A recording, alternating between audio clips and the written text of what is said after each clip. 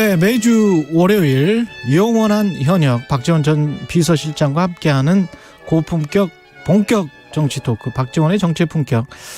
박지원 전 대통령 비서실장 정 국정원장님이 골절상으로 병원에 지금 입원해 계십니다. 그래서 오늘은 전화로 진행하겠습니다. 안녕하세요.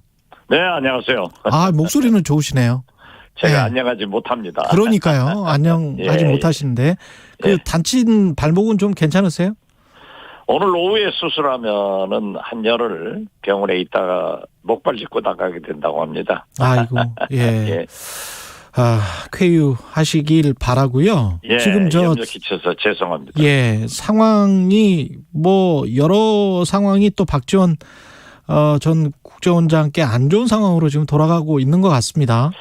뭐 그렇지도 않은 것 같습니다. 아, 예. 그래요? 예, 뭐 탈북 어민 관련 북송과 관련해서도 그렇고 뭐 여러 가지 대통령실에서 공식적으로 이제 최용범 홍보수석이 등장한 게 처음인 것 같은데. 글쎄요. 예. 나는 홍보수석이 저 개인적으로 잘 아시는 분입니다만은 예. 지금까지 한 번도 안 나타나서 간뒀는가 그렇게 생각했어요. 근데 처음에 이제 등장하셔서 언론에 등장해서 조사에 성실하게 협조해야 된다. 야당과 정부 관련자들이. 협조 안 하는 사람이 누가 있어요. 저도 다쳤지만은 예. 오늘이라도 검찰에서 부르면 가겠습니다. 그리고 자기들이 뭐 조사도 하지 않고 연락도 하지 않고 고발해놓고 압수수색하고 뭐 출국금지 시키고 할 것 다 하면서 누가 협조 안 했죠? 그렇게 얘기하면 안 되죠. 예. 정의용 전 청와대 국가안보실장이 이제 이 사람들 탈북어민들의 행적, 그러니까 살인 혐의의 행적을 쭉 이야기를 아주 자세히 해놨더라고요. 전문을 보니까. 그런 다음에 이제 송원해달라는 요청을 받은 사실이 없어서 추방할 경우에 상대국 인수사를 확인해야 되기 때문에 북측의 의사를 먼저 타진한 것이다. 이렇게 입장을 발표하니까 최용범 홍보수석이 엽기적 살인마라고 규정하는 것이 심각한 문제다. 아직 제대로 된 조사가 없었다. 이렇게 반박을 했습니다. 아니, 엽기적 살인마가 아니면 뭡니까? 16명을 무자비하게 살해시켜가지고 바다에다 던져버리고 예. 3명이서 다시 그 생선을 팔려고 오징어를 팔려고 출항했던 김치강으로 갔다가 한 사람이 잡히니까 그 두 사람이 도망친 거 아니에요. 그래가지고 북한 선박이 쫓아오니까 우리 쪽으로 넘어왔다가 또 우리가 쫓아가면 저리 넘어갔다가 3일을 쫓아다니다가 우리 해군이 잡아가지고 또 당시 우리 SI 첩보상에서 그러한 것이 밝혀졌다고 하면은 사실 아니겠어요? 그리고 그때 당시 정보위원장이나 그 국민의힘 전신 야당 대표를 지내신 분들도 끔찍하니까 잘 보냈다 했어요. 예. 그때는 옳고 지금은 틀려요? 이해운, 예. 정보위원장. 근데. 글쎄요, 뭐 저는 특정인 얘기는 하지 않습니다만은. 예. 물론 반대하는 사람도 있었지만은, 당시 그 정책적 판단을 한 거 아니에요. 그리고 지금 기순할 의사를 밝혔다. 그 사람들이 그렇게 도망쳐서 끔찍하니까 돌아가면은 처벌받을 것 같으면 여기 와서 기순 의사를 밝힐 수도 있는 거 아니겠어요? 그걸 다 조사하면 될 건데, 그렇게 왜 피해 사실을 공표하고 지금 안보 자해행위를 하는지 저는 알 수가 없어요. 이 사건이 다시 불거진 이유가 뭐라고 생각하세요? 어떤 특정한 팩트가 나와서 또는 뭐 지금 대통령실은 야당이 정치 공세를 하고 있다라고 주장을 하고 있는데 자기들이 안보 자해 행위를 하면서 국정원 두 원장 잡아넣어가지고 뭘 파가지고 뭘 하겠다는 거예요 도대체. 자, 처음 보십시오. 미임스 SI 첩보도 공개해가지고 국방부에서 이거 다 공개됐다. 이렇게 하면서 이제 납북어부도 이게 아무런 문제가 없었던 것을 그때는 옳고 지금 틀리다면서 이렇게 보는 게 도대체 저는 국정원, 해경, 국방부, 통일부, 외교부까지 나오던데요. 이해할 수가 없어요. 만약 그때 잘못했다고 하면은 그때 그 부처 공무원들이 얘기를 했어야 되는 것 아니에요. 그때는 다 따랐고 옳게 갔고 지금 와서는 틀리다고 하면은 정권이 바뀌어서 어떤 진짜 정치 보복 아닌가 저는 그렇게 생각합니다. 이 여권에서 주장하는 거는 이런 것 같습니다. 대통령실에서는 자필 귀순 의향서를 보면 귀순 의사 진정성이 있었던 것 같다라는 주장. 그다음에 보통 탈북민 합동조사가 보름 이상 뭐 어떤 경우는 뭐 두세 달 되는데 왜 사흘 만에 끝났나 이건 이례적이다. 뭐 이런 주장이에요. 아니 윤건영 의원이 통일부로부터 받은 자료를 공개한 것을 보면은 예. 이명박 박근혜 정권 때 탈북인 202명 중 139명을 북송시켰어요. 그리고 당일 초고속으로 북송한 예도 있단 말이에요. 여기는 5일간 했지 않습니까? 그리고 지금 보도를 보면은 뭐 그 배에 혈흔도 없었다, 핏자국도 없었다라고 하는데 그 사람들이 전부 닦아내고 심지어 페인트까지 다 칠했다는 거 아니에요? 예. 그때 그러한 것을 보면 됐지. 그리고 그 무자비한 16명을 살인했기 때문에 돌아가면 처벌받을 것을 빤히 알 수 있고 또 한 사람은 잡혀 있고 그 SI를 보더라도 그렇게 나오기 때문에 이 사람들이 저는 내용을 잘 모르지만은 귀순해서 여기서 의사를 밝혔을 수도 있다고 저는 봐요. 어떻게 됐든 그 흉악범을 우리가 보호할 수도 없고 정의용 장관 전 실장이 아주 잘 설명했다고 저는 봅니다. 만약에 검찰이 수사나 조사를 해서 뭐 어떤 혐의를 적용하게 된다면 박지원 전 국정원장이 뭘 잘못했다. 그래서 이런 혐의를 적용할 것 같다. 그런 어떤 예측은 하실 수 있나요? 지금 상황에서? 저는 전혀 예측을 못 하겠습니다. 그러면 그렇기 때문에 고발한 내용도 조사를 했든지 우리한테 가르쳐줘야 우리도 청문권도 행사하고 방어권도 행사할 거 아니에요. 예. 아무것도 모르고 있어요. 예. 언론 플레이만 하고 말이죠. 이게 권력 가진 사람들이 정당한 방법인가? 이건 민주주의도 인권도 보장하지 않는 그런 방법이다. 저는 그렇게 생각합니다. 그럼 민주당은 차라리 뭐 이번에 사적 채용 논란과 관련해서도 다 묶어서 탈북어민 북송 뭐 이런 것들 전부 다 묶어서 국조 특검 하자 뭐 이렇게 주장을 하던데요. 글쎄요. 그것은 국회에서 결정할 내용이지만은 저는 민주당이 주장하는 것에 동의합니다. 지금 보십시오. 인사 문제만 하더라도 오늘 아침 KSOI에서 보면은 인사가 실패했다가 60.3%예요. 예. 실패 아니다가 27.8%? 이걸 국민이 규정하고 있지 않습니까? 예. 자기들 것은 안 하고 엉뚱한 것만 하겠다고 하니까는 민주당이 그런 말을 하지 않는가 저는 그렇게 생각합니다. 그 인사 문제 말씀을 하셔서 사적 채용 논란과 관련해서 권성동 의원은 그건 내가 추천한 거다. 구급 말씀드리는 겁니다. 예. 내가 추천한 거다. 그런 이야기를 하고 장제원 의원이 방금에 SNS에 게시를 했는데 그 압력을 어떤 압력도 받지 않았다. 추천을 받았을 뿐이다. 뭐 이렇게 이야기를 했어요. 권성동 대표로부터 어떤 압력도 받지 않았고 추천을 받았을 뿐이다. 그래서 물론 그러한 인사를 추천할 수도 있고 예. 또 압력을 받지 않더라도 채용할 수 있습니다. 예. 그렇지만 누가 보더라도 국민 모두가 그렇게 생각하잖아요. 강릉 선관위원 아들 그리고 그 아들이 1,000만 원 후원을 했다 하면은 누구든지 좀 의심할 수 있는 거 아니에요? 그러니까 국민이 윤석열 정부 인사 실패했다가 60.3%예요. 그리고 지금 권성동 의원도 권력에 함몰되어 있는 것 같아요. 도취되어 있는 것 같아요. 그건 말이 됩니까? 아니 젊은 청년들이 요즘 직장을 못 구해가지고 얼마나 허덕이고 있는데 구급 그급이 얼마나 어려운 자리예요.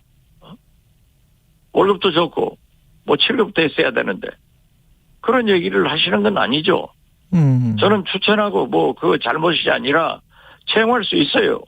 그렇지만 그러한 것이 국민이 의혹이 있다고 하면은 겸손하게 얘기해야지.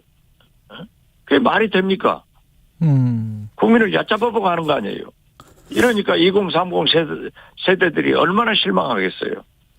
지금 비슷한 이야기를 장제원 의원이 했단 말이죠. 아무리 해명이 옳다고 하더라도 압력을 넣었다. 최저임금 받고 서울에서 어떻게 사냐. 강릉 촌놈이 등등의 거친 표현은 삼가해야 합니다. 당연하죠. 예. 저도 권성동 장제원 의원하고 함께 법사위에서 오랫동안 활동하면서 대단히 유능하신 분들이에요. 그런 표현을 왜 쓰는지 모르겠어요. 근데 이렇게 말이 오고 가는 차원에서 그 전에도 권성동 장제원 의원이 약간의 그 권력 갈등이 있는 것 아니냐. 대통령 최측근 2명 중 2명으로서 뭐 이런 이야기들이 있었는데 지금 공식적으로 장제원 의원이 SNS에 반박을 한 거를 보면 어떻게 보십니까? 이게 여권이 정권 초기에 어떤 갈등이 지금 있는 건가요? 이준석 당대표가 6개월 동안 지금 당원권 정지되고 뭐 이런 것들도 쭉 연관이 되어 있는 것 같기도 하고요. 지금 세계 경제가 물가가 어떻게 됐습니까? 바이든 미국 대통령도 이번 중동 방문해서 완전히 실패하고 떠난 거 아닙니까? 그랬죠. 예. 네. 소위 말이죠.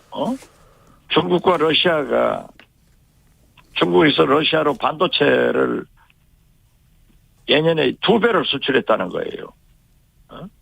그렇기 때문에 지금 현재 러시아 우크라이나 전쟁에서 어떻게 될지 모르고 모든 물가나 이렇게 되고 심지어 토니 블레어 전 영국 수상은 지금 현재 미국이 지배하는 이 시대에서 중국과 러시아가 뭉쳐가고 있다. 어려워지고 있지 않습니까? 우리나라도 지금 이럴 때가 아닙니다. 집권한 사람들이 권력투쟁이라고 대통령 선거, 지방선거에 이긴 청년 대표를 토사구팽하고 거기에서 알력 있고 권성동, 장제원 두 분 다 이 정권의 실세들 아니에요. 그 사람들이 알력이 있으면은 국민들이 어떻게 보겠어요? 잘못한 건 잘못했다고 해야지. 국민 60% 이상이 인사 실패했다고 하는데 그렇게 꾸역꾸역 우기면은 국민을 얕보는 거예요. 겸손해야 된다고 생각합니다. 이재명 의원은 출마를 하기로 했습니다. 당대표 출마를 하기로 했는데 그 전에 원장님이 그런 말씀하셨잖아요. 검찰과 윤석열 정부가 이재명 의원을 당대표로 만들어줄 것이다. 지금 그 판단에 여전하십니까? 그 판단은? 그렇습니다. 예. 지금 그렇게 하고 있잖아요. 그러면 도대체 여소야대 전국에서 국민의힘이 민주당에 뭘 하나 잘해주고 있습니까? 협치를 주장하면서도 대통령이나 국민의힘 간부들은 입만 벌리면 민주당 공격하고 민주당에서 법사위원장 내놨으면은 과거 전례도 과방위원장은 항상 법사위원장 갖는 당이 있으면은 과방위원장은 다른 당이 갖는 거예요. 이런 걸 가지고 서로 내놓으라고 싸우고 있으면은 이게 말이 됩니까? 집권 여당은 야당한테 져주는 겁니다. 그래서 실리를 택하고 명분을 야당한테 주면서 정상화돼야지 다 자기들이 차지하고 이렇게 몰아붙이면 나라가 되겠습니까? 방금 나경원 전 의원은 뭐 여권에도 일부 책임이 있지만 야권이 자꾸 끌어내려서 대통령 지지율도 이렇게 낮아지는 것 같다. 야권의 책임이 크다는 식으로 이야기를 하더라고요. 어떻게 생각하십니까? 그것은 그분들의 얘기지만은 야권에서 지지율 끌어내린다고 끌어내려집니까? 국민들 쫓아다니면서 지지율 내리자고 그렇게 뭐 캠페인을 합니까? 이건 자기들이 잘못하고 있는 거예요. 인사 문제만 하더라도 겸손하게 이런 관계로 능력이 있어서 추천을 했다. 앞으로 유의하겠다. 이렇게 하면 되는 거예요. 육촌 동생도 잘했다. 뭐 김건희 여사 두 직원도 잘했다. 7급으로 갔어야 되는데 9급으로 갔다. 이게 얼마나 겸손하지 못한 거예요. 아니 국민이 왜 60.3%가 윤석열 정부 인사 실패했다 할 거예요. 국민이 왜 27.8%만 인사 실패 아니다 할 거예요. 이걸 뭐라고 설명할 거예요. 겸손해야죠. 예. 그리고 이게 이재명 의원이 대표가 된다고 하더라도 그 사법 리스크, 지금의 전국 상황에서 봤을 때는 사법 리스크가 분명히 불거질 것 같은데, 다시 어떻게 보십니까? 어떻게? 예.